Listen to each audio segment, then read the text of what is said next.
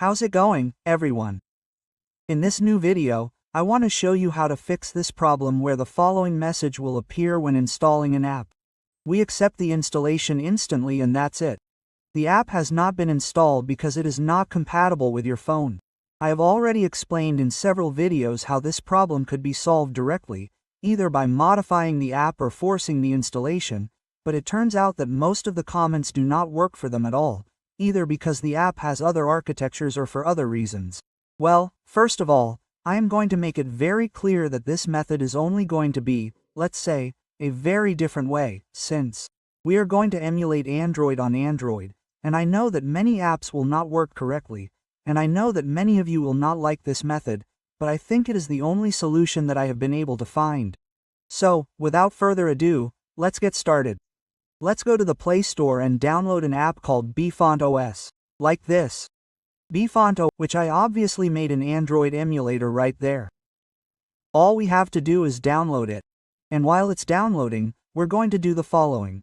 Enable the developer options, which are normally activated by repeatedly entering the build number in about the phone, and then enable several things. First of all, USB debugging must be enabled. Another option that is not recommended is to enable wireless debugging, and further down there will be a function called Disable Compatibility Policy and Disable Restrictions on Secondary Processes, since in many cases this won't work very well for you. Now, once it's downloaded, let's go to bFON and accept the terms and conditions. And one of them is here. I recommend choosing Android 7 and where it says 64-bit and 32-bit, since it's the best way to make most applications work. I know that many of you may not like the Android version very much, but I think it's a more than adequate solution. So, let's simply confirm. Of course, first of all, let's enable the application permissions, which in this case, we're going to enable camera permissions, photo and video permissions, microphone, notifications, physical activity, phone, and location. It's recommended to enable it before running, so that it doesn't have any issues. So, once here, let's simply start it for the first time.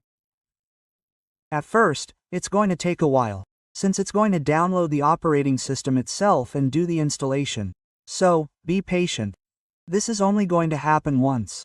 Let's wait a moment for it to start for the first time, which is going to take a long time. So be patient. Well, as you can see, Android 7 has started, and it's interesting that we have Android 7 emulating it, and as you can see, everything works correctly. Let's do the next step. We're going to exit the emulator for a moment and go to the file manager.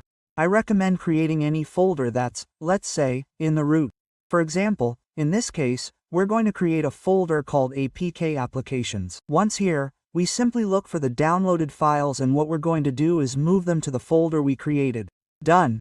Once we've moved them to that folder, what we're going to do is re-enter the emulator and go to the part that says import, where it says file. Then it's going to ask us to go to a directory. And we click on the folder where it says APK Applications and we're going to use this folder. Wait a moment and then the application will load.